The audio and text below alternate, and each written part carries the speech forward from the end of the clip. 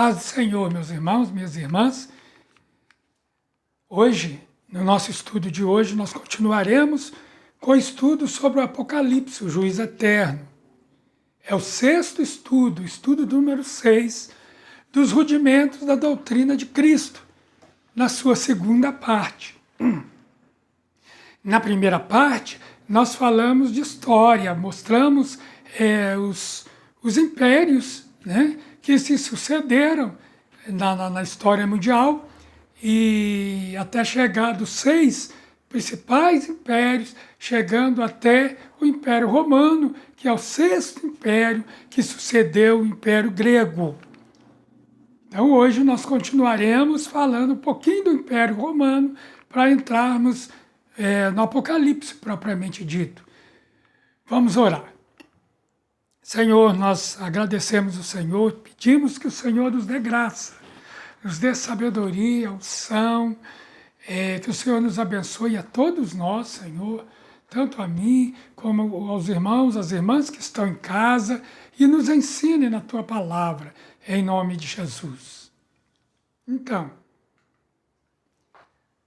Jesus nasceu durante a vigência do Império Romano. Nós terminamos a primeira parte falando isso.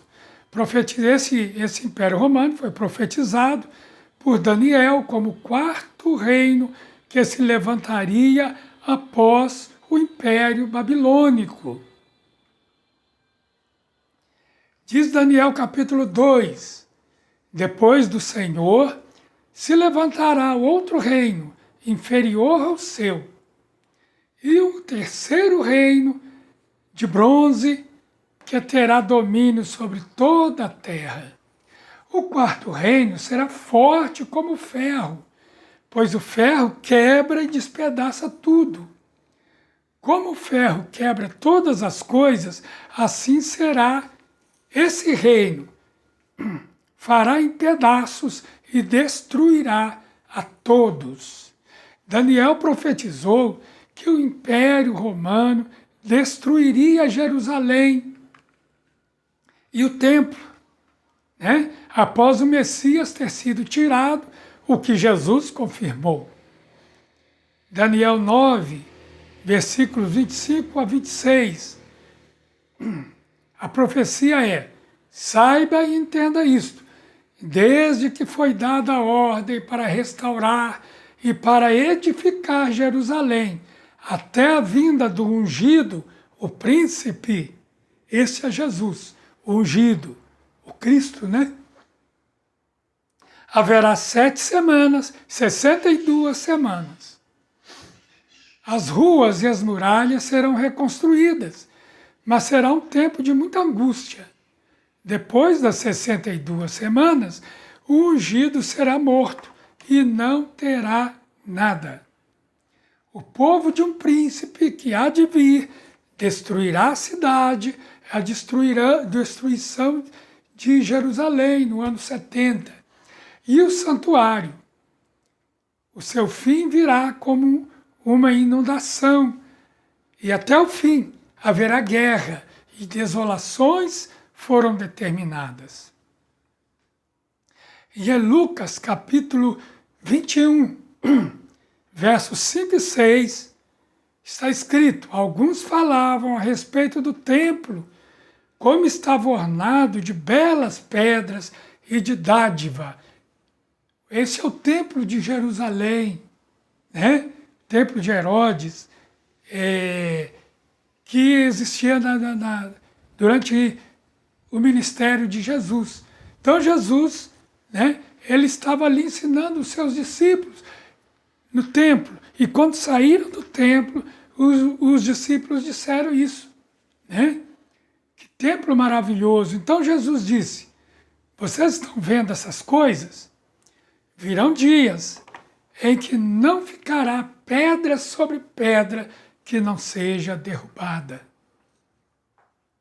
Isso aconteceu 70 anos depois de Cristo, ou de Jesus, quando as legiões romanas cercaram Jerusalém e destruíram a cidade e o templo. 1/3 dos judeus morreu dentro da cidade, porque foi feito um cerco, e esse cerco durou muito tempo. O exército romano não invadiu Jerusalém, porque Jerusalém era uma cidade muito bem protegida pelas suas muralhas, no alto do monte, né? Era quase que uma fortaleza inexpugnável. Eles fizeram um cerco, e durante esse cerco, 1/3 dos judeus morreu dentro da cidade, de fome, né? E várias coisas. Diz a tradição que as mulheres dentro da cidade chegaram a se alimentar dos seus próprios filhos pequenos, né? As mulheres matavam seus bebês para alimentar sua família. Tal era o desespero da fome durante aquele cerco. Ninguém entrava, ninguém saía.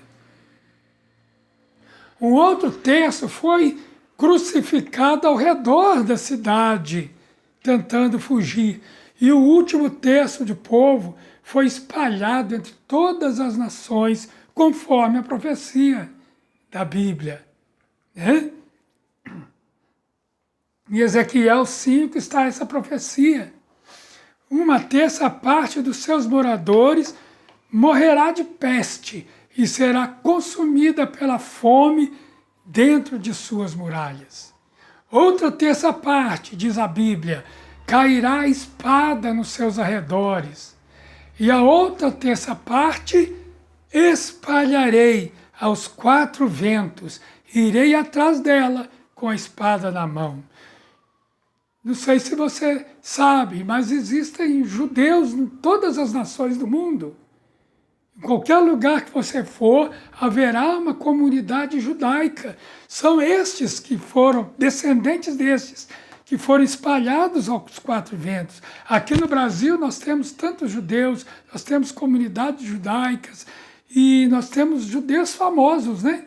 Só para dar exemplo, Silvio Santos, Hulk, e tantos outros que são judeus, que são descendentes desses que foram espalhados pelo mundo todo, né? E também essa palavra, irei atrás dela, com a espada na mão. Os judeus espalhados pelas nações do mundo têm toda uma história de perseguição, de ódio contra eles. Agora Lucas, capítulo 21, o Evangelho de Lucas 21, 20. Está escrito, quando, porém, vocês virem Jerusalém sitiada dos exércitos, palavra de Jesus, saibam que está próxima a sua devastação. Isso aconteceu no ano 70, como eu já disse, com o cerco romano a Jerusalém e a sua destruição. Todo o desenrolar da história está profetizado na Bíblia. Você quer conhecer a história mundial? Estude a Bíblia. Estude os livros proféticos da Bíblia. Estão todos lá, né? E tem Israel como centro dos acontecimentos. O Israel é o centro do mundo. Israel é o coração do mundo. Tudo gira em torno de Israel. Liga a TV e você ouvirá ou assistirá alguma notícia a respeito de Israel. Então, primeiro, a profecia sobre a volta dos judeus à terra prometida. Isso está em Ezequiel capítulo 36, dos versos 8 a 12, e também no capítulo 37, versículos 21 a 23. Né? Ezequiel 37 está escrito, então diga-lhes, assim diz o Senhor Deus, eis que eu tirarei os filhos de Israel do meio das nações para onde eles foram, e os congregarei de todos os lugares ao redor, e os levarei para a sua própria terra. Farei deles uma só nação na terra, nos montes de Israel, e um só rei será rei de todos eles. Nunca mais serão duas nações, nunca mais se dividirão em dois reinos. Essa menção de dois reinos é porque no passado, você vê isso no Antigo Testamento também, né, na Bíblia. Israel se dividiu entre Reino do Norte e Reino do Sul. Nunca mais se contaminarão com seus ídolos, nem com as suas abominações, nem com qualquer das suas transgressões. Eu os livrarei de todas as suas apostasias em que pecaram e os purificarei. Assim eles serão o meu povo e eu serei o seu Deus. Israel tem voltado, sabe, os povos judeus têm se voltado novamente para Israel. Desde o ano de 1948, quando foi criado o moderno Estado de Israel, através da ONU. Segundo lugar, os conflitos entre árabes e judeus. Ezequiel 36, versículos 33 a 36. Você pode ler isso na Bíblia. Marque isso, anote. Ezequiel, capítulo 36, versículos 33 a 36. Em terceiro lugar, a possível guerra entre a Rússia e Israel. Isso está também escrito em Ezequiel 39, de 1 a 9, e Ezequiel 39, de 18 a 23. Anote aí para você procurar na Bíblia. Procure, abra sua Bíblia, interrompa aqui o seu estudo, abra a sua Bíblia, leia esses textos. Amém? O último império que o mundo conhecerá será o império do anticristo. Ele será destruído quando se levantar contra os judeus. Quando então eles, os judeus, olharão para quem traspassaram Jesus Cristo. Isso está reportado em Zacarias capítulo 12, versículo 10. É bom que você veja lá também. Então o Senhor voltará e toda a nação se converterá. Zacarias 12, 10 está escrito: e sobre a casa de Davi e sobre os moradores de Jerusalém derramarei o meu espírito, ou melhor, o espírito da graça e de súplicas. Olharão para aquele a quem traspassaram, prantearão por ele como quem pranteia por um filho único, e chorarão por ele como se chora amargamente pelo primogênito. Isso vai acontecer mais ou menos assim, durante o reinado do anticristo, durante a grande tribulação, vai acontecer uma grande perseguição do anticristo a Israel, a partir da segunda parte dessa grande tribulação. Essa grande tribulação composta de 7 anos, a partir dos últimos 3 anos e meio, Israel, o anticristo perseguirá Israel. E vai acontecer que, num determinado momento, ou deve acontecer, que num determinado momento, Israel estará cercado pelos seus inimigos, né? Não haverá escapatória, Israel estará desesperado e clamando pelo seu Messias, pois Israel não creu que o Messias é Jesus. Então vai acontecer essa coisa maravilhosa da volta de Jesus após a tribulação, no final da grande tribulação, e ele voltará para Israel, né?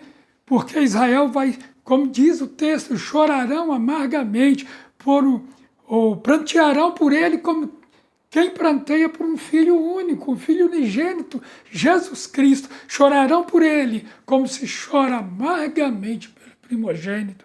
Israel vai clamar com todas as suas forças pelo Messias, e o Messias virá. Jesus vai voltar para Israel, ele estará no alto no alto do monte, e os seus pés estarão de um lado, um pé de um lado, outro do outro. Abrirão-se, vai se abrir, o monte se abrirá no meio, será o local para a fuga dos judeus. Então nós passamos a ver agora a pessoa do anticristo. Quem é o anticristo?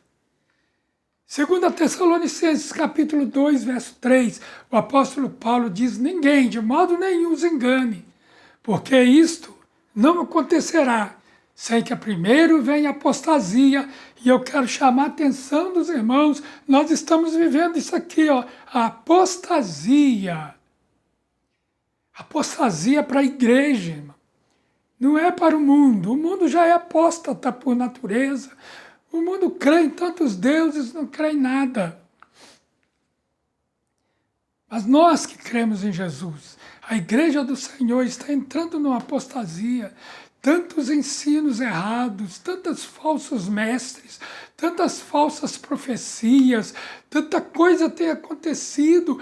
O mundo tem entrado dentro da igreja, o padrão mundano tem entrado dentro da igreja. A igreja não faz mais diferença. O que é padrão do mundo, o padrão da igreja. Enquanto que a Bíblia nos conclama, nos exorta à santidade. Então a apostasia já está acontecendo. E seja revelado o homem da iniquidade, o filho da perdição. O apóstolo Paulo vai dizer que só falta ser tirado aquele que segura esse homem da iniquidade, esse filho da perdição, o anticristo. Eu creio, irmãos. Somente o Espírito Santo. E quando a igreja for retirada, o Espírito Santo subirá. Não que o Espírito Santo vai ser retirado do mundo totalmente, mas o Espírito Santo vai subir com a igreja. Então a igreja segura, a igreja que impede a manifestação do anticristo da forma como ele deseja se manifestar. Mas no dia do arrebatamento da igreja, aí haverá essa manifestação.